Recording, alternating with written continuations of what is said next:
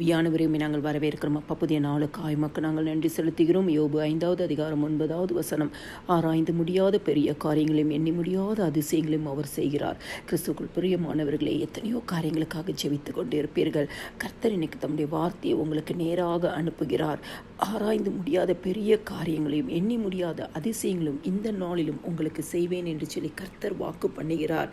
கர்த்தருடைய வார்த்தையை விசுவாசித்து கர்த்தருடைய வார்த்தையை அறிக்கை செய்து இயேசுவின் நாமத்தினாலே ஜெபிக்கும் பொழுது கர்த்தருடைய ஆவியானவர் தாம் அனுப்பின அந்த வசனத்தின்படியே உங்கள் வாழ்க்கையில் அற்புதங்களை செய்வார். இன்னைக்கு இன்னும் ஒரு விசை, ஆண்டவரே, நீங்கள் எங்கள் வாழ்க்கையில் ஆராய்ந்து முடியாத பெரிய காரியங்களையும் எண்ணி முடியாத அதிசயங்களை செய்வேன் என்று வாக்கு பண்ணியிருக்கீங்க. இந்த நாளிலும் எங்களுக்கு செய்யுங்க என்று சொல்லி ஜெபிக்கிற உங்களுக்கு கர்த்தர் அவருடைய வார்த்தையின்படியே உங்களுக்கு அற்புதங்களை செய்வார். எல்லா துதியும் கனமும் மகிமையும் ஸ்தோத்திரமும் என் ஆண்டவராகிய இயேசு கிறிஸ்து ஒருவருக்கே செலுத்துகிறேன். ஆமேன்.